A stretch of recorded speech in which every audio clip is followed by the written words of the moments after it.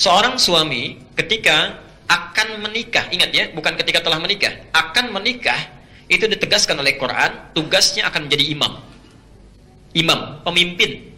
Ya, pemimpin, jelas ya. Ar-rijalu qawwamuna 'alan nisa.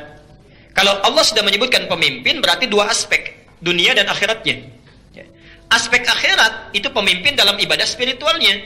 Di bapak misal, mohon maaf, di Masjid Al-Ihsan jadi makmum, pulang ke rumah jadi imam. Ya. Sifat seorang imam artinya jadi pendahulu, dia mimpin, yang dipimpin mengikuti bacaan imam, gerakan imam, dan seterusnya. Bagaimana Anda bisa menjadi imam kalau tidak mengerti bacaannya? Tidak tahu gerakannya. Karena itu seorang suami ketika bersiap akan menikah, dia mesti belajar bagaimana cara jadi imam yang baik. Tidak mungkin seorang ditugaskan jadi pilot kalau tidak bisa mengendarai pesawatnya. Ya. Tidak mungkin jadi masinis kalau tidak bisa mengendarai keretanya, itu nggak mungkin. Karena itu belajar. Minimal perbaiki bacaan Qur'annya, perbaiki, ya. Kan tidak menarik kalau ada ayah diperbaiki oleh anaknya yang 5 tahun. Ya, bertakwalah kepada Allah. Anak antum sudah bisa memperbaiki, antum sendiri nggak memperbaiki, dan akan ditanya, kamu yang jadi imam kenapa tidak disempurnakan? Ya. Pernah ada kisah yang kami terima beberapa waktu yang lalu, saya pernah sampaikan. Makanya kalau bapak ibu kedatangan seorang pemuda, ya, kata Nabi, yang diridhoi baik akhlaknya itu segera nikahkan. Kedatangan seorang pemuda yang akhlaknya paling bagus, ya. Kan ada 4 ya yang biasanya ukurannya.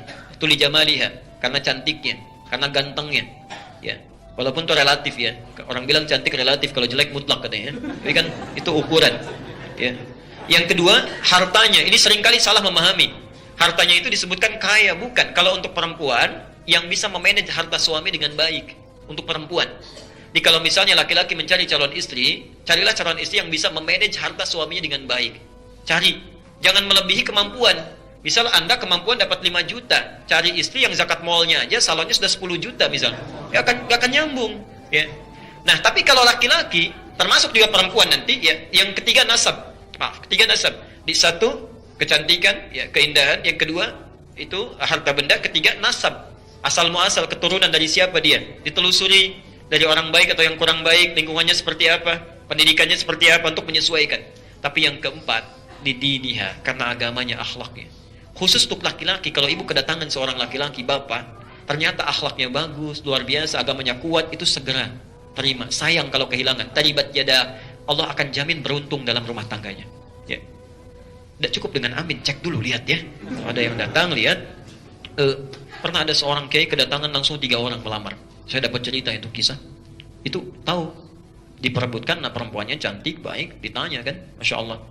3 datang, kamu siapa anak pertama? Saya Anas pak. Ya udah baca surat An-Nas katanya. Bacakan An-Nas, kemudian selesai, ya sudah cukup bagus.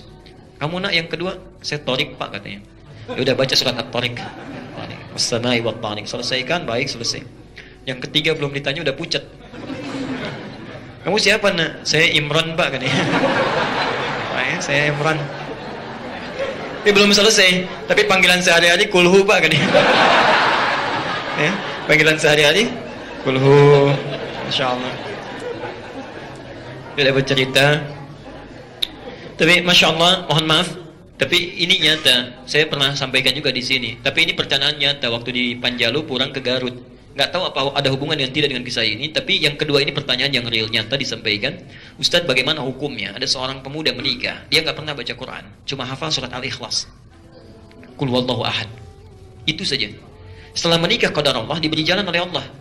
Ya, ibu mertuanya minta diimami di rumahnya. Enggak keluar dulu, subuh baca qul huwallah. Begitu maghrib jahar qul huwallah lagi. Ya. Begitu isya kata ibu mertuanya, nah, enggak apa-apalah. Yang rakaat pertama qul huwallah, yang kedua mohon ganti surat lain ya. Anaknya enggak jawab. Begitu takbir waladdallin, rakaat kedua diam lama begini. Masya Allah. Ditunggu, dikira berpikir cari ayat, ternyata itu berbelok begini. Mah, boleh nggak qul huwallah lagi kan? Itu nyata ditanyakan pada saya di Garut. Apa hukumnya orang sholat seperti itu? Saya bilang batal pasti sholatnya dan dia mesti belajar. Maka Anda yang sudah siap menjadi seorang suami itu mesti belajar. Nah, dalam hal urusan kepemimpinan dunia itu pun sama.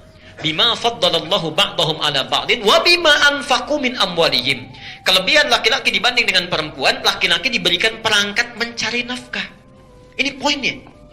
Jadi kalau Anda ikuti petunjuk ini, nafkah ya, bukan bekerja, ingat, nafkah, nafkah. Jadi nafkah itu tugas yang melekat pada suami, bukan istri. Di rumah ada suami, istri, 3 orang anak, 1 orang yang bantu. Ya, misal. Jadi ada 6 orang. Begitu suami mencari nafkah, dilakukan sesuai petunjuk Allah, nanti Anda keluarkan lagi ayat yang lainnya. Bagaimana cara mencari nafkah? Kalau ingin yang standar, Al-Baqarah 168, itu sama dengan non-muslim, sama aja. Kalau ingin agak cepat, nyarinya nggak susah, datang rezekinya mengalir dengan mudah, Al-Baqarah 172. Kalau nggak terlalu lambat, tapi cepat sekali datangnya, bahkan belum minta sudah turun, baru gerak dikit aja, itu Masya Allah, Al-A'raf 96, ada turunannya. Ya. Tapi Anda yakinkan dulu, tugas cari nafkah itu saya. Siapkan, tunggangi ayat-ayatnya, keluarkan, Anda amalkan. Itu dijamin langsung. Rizki orang serumah diturunkan oleh Allah di tangan Anda para pria. Rizki orang satu rumah, 6-6-nya. Tapi kalau dibalik, yang istri yang mencari nafkah, bukan bekerja ya, istri yang mencari nafkah, maka jangan harap rizki orang serumah akan diturunkan pada istri. Tidak, hanya untuk pribadinya saja, kecuali dalam keadaan tertentu. Makanya seorang perempuan yang bertugas mencari nafkah, selama suaminya mampu dia mencari, itu akan selalu banyak masalah di rumah tangganya. Dan selalu kurang. Karena keberkahan tidak masuk. Keberkahan tidak hadir. Nah, kalau suami sudah mencari nafkah, perempuan ada hobi bekerja, ada yang dagang, ya, macam-macam dan sebagainya, itu tidak dilarang. Cuma bahasa riwayatnya disebut kamu sulit nantinya. Capek, tugas terabaikan. Sebagian tanggung jawab yang harus melekat pada diri perempuan yang tidak bisa diselesaikan oleh laki-laki, maaf, tertunda, minimal terabaikan. Karena itu bagi perempuan-perempuan yang berniat untuk bekerja, misalnya, mohon maaf, maka pastikan tanggung jawab yang berada di rumah dan itu akan ditanya oleh Allah, itu sudah selesai. Pastikan itu, ya. Tapi yakinkan pada diri kita, kalau pada saya silahkan ragu, tapi pada Allah jangan ragu. Saya punya keyakinan sampai hari ini, demi Allah saya katakan sampai hari ini. Saya minta istri saya untuk di rumah, mendidik anak, perhatikan, Masya Allah. Dan itu tidak mudah. Ya. Tolong jaga, kemudian kita seimbangkan, sudah. Rizki urusan Allah. Saya hanya bergerak, Allah akan berikan. Masya Allah. Apa yang terjadi? Alhamdulillah sampai hari ini selalu cukup. Tidak pernah kurang. Yang paling menarik dan tidak susah, gitu. Tidak susah. Kita butuh sesuatu, alhamdulillah Allah kirimkan. Ya, kita berikhtiar, tapi harus ada ikhtiar. Ya. Ada kemudahan, Pak, Bu. Biasanya kalau hukum Allah tidak diikuti, capek hidupnya. Ya. Di saran saya pada suami, yakinkan dengan potensi dirinya, kemudian keluarkan ayat-ayat mencari nafkah di Quran, tunggangi ayatnya. Begitu antum lakukan itu, nanti aku akan lihat ada perbedaan yang terjadi dalam hidup kita. Silakan rasakan bedanya, bedakan rasanya, dan pasti akan terasa bedanya.